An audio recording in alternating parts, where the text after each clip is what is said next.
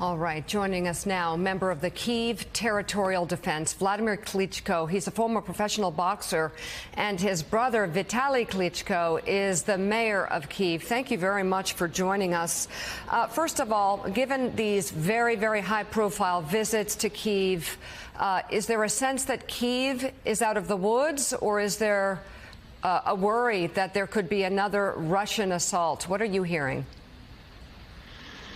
The capital of Ukraine, Kyiv, has been more stabilized in the past days than the other regions of Ukraine. And we could feel that Russian forces were thrown off of their plan to surround the capital. And basically, the past 2-3 nights were relatively quiet, or quieter than it was before. So we didn't hear any explosions, which was like normal life for the night. So it was not the case.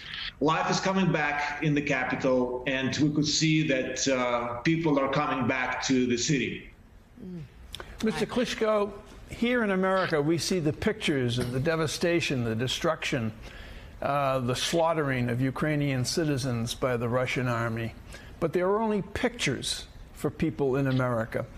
Could you give us a sense of what it was like, what it is like for the citizens of the area around Kyiv to live under the threat of the missiles arriving at night or at any time during the day, the terror that it brings, the destruction that it brings, the terror and destruction that lives within people as a result of this? What has it been like? It's total opposite than what you guys living life. And I've been in the U.S. living, working for many years. And partially the family members are in the U.S. So it's totally different. And Ukraine was progressing. Since 2014, Ukraine was progressing towards the Western democratic principles and true democracy.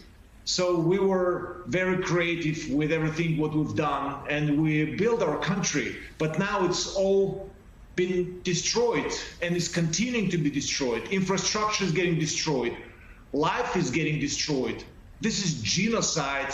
And I repeat this word, genocide of the Ukrainian population. When you see dead bodies and you hear all the stories, people before they were getting killed with tightened hands behind their back and executed with the headshots.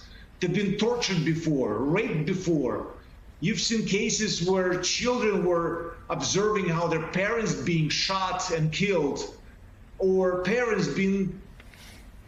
seen how their children getting executed. This is just so unhuman. And this senseless war eventually will come to an end.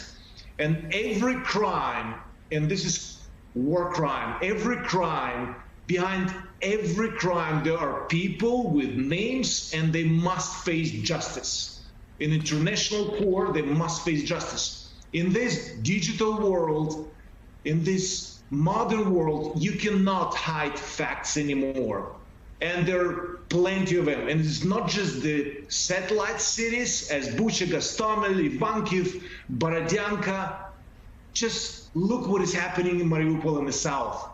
The city is getting completely destroyed, and civilians are getting killed. Or just 2 days ago, Russian forces knew exactly these people, refugees that were fleeing for the West at the train station. There were thousands of them gathering and waiting for their trains to get boarded on the trains. And the Russian rocket landed right in the middle of it, taking life more than 50 people, children, women. And one more time, how can you call this war, so to speak, or so to speak, special operation? This is genocide of the Ukrainian population, and that must be stopped.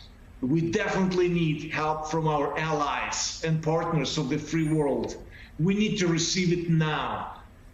I understand the humanitarian side is important and to get humanitarian help, but we need weapons now to defend ourselves, because those rockets landing and coming from above, if you cannot close the sky, we're going to close it on our own. We don't need any other army on our soil. We're going to take care of ourselves. We will it. And our will is so strong and stronger than any weapon or any army. But we definitely need support. And thank you. You're delivering some, but we need it sooner than later.